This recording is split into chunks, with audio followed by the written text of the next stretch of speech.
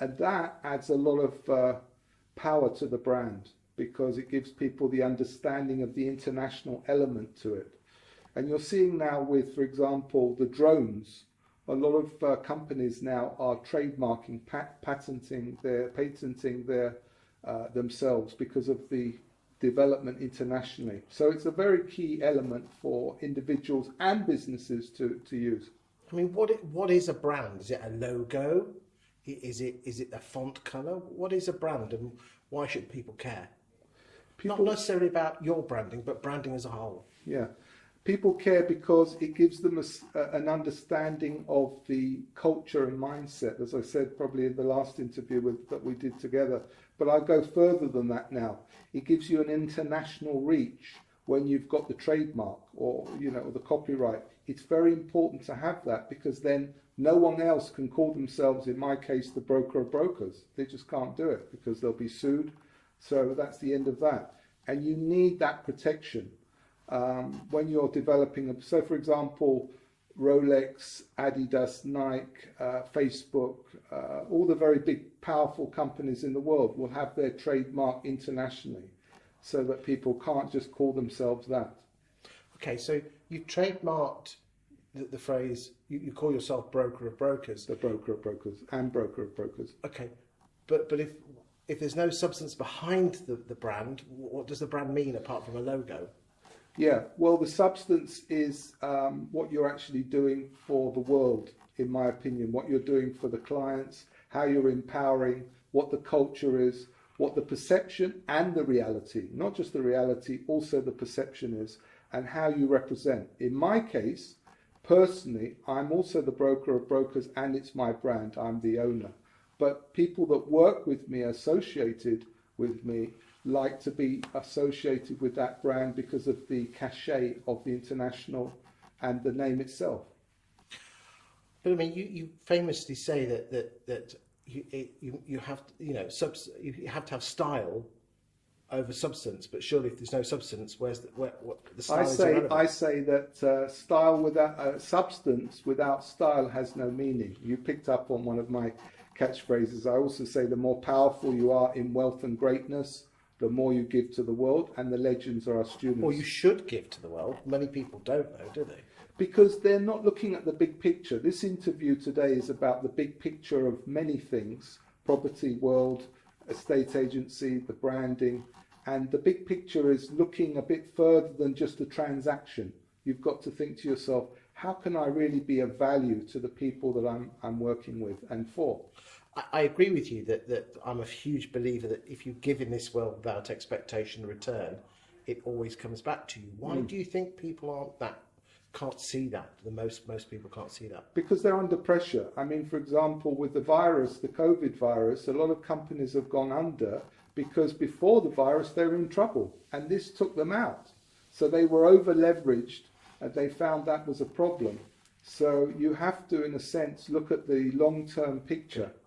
Okay, so you're very proud of the fact that you have this brand. I mean, interestingly, you've taken the branding almost to a next level. You produce videos with putting your card out or at your power table at the Garages. Yet, where is the substance behind that apart from just putting a card out? Because it's a double whammy. It gives people a level of empowerment. I meet people all the time that say, I want to sit with you at your power table. And I say to them, no problem, but we have to do business before we can do that. We can't just take you to that situation.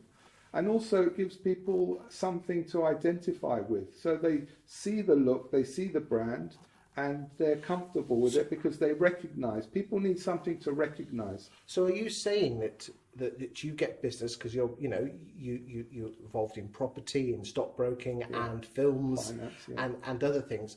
Are you saying that you don't need to talk about how you earn your money? You earn your money anyway. You're just doing the stuff that we see on social media is just the face of the brand. The work carries on at the background. You don't talk about it. Absolutely, because you, as I said again, you don't have to talk specifically. When you come to products and services, you can do that, and we will be doing that now. The American trademark is out there. We will be looking at those elements of relationships, collaborations, products like these with the brand. What exactly do you sell?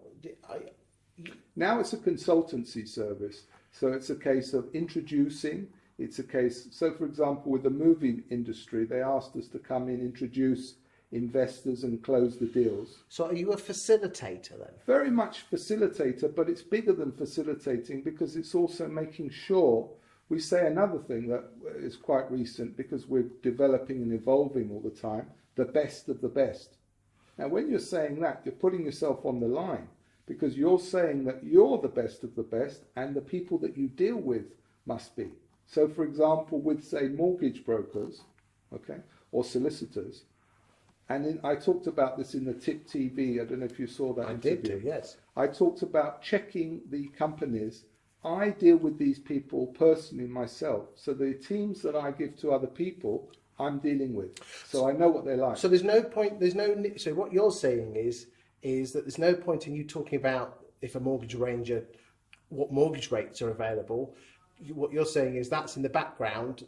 We are very much in a people business. Well, we're all in a people business. And your brand and your what you see generates people coming to you. So you're a naturally attractive person that you attract people to you, and you put people together. And that's and what you're saying is probably. I mean, a lot of my people that follow me are estate agents. That's what estate agents should be doing. But if you think about it, that's what some of the big London agents do.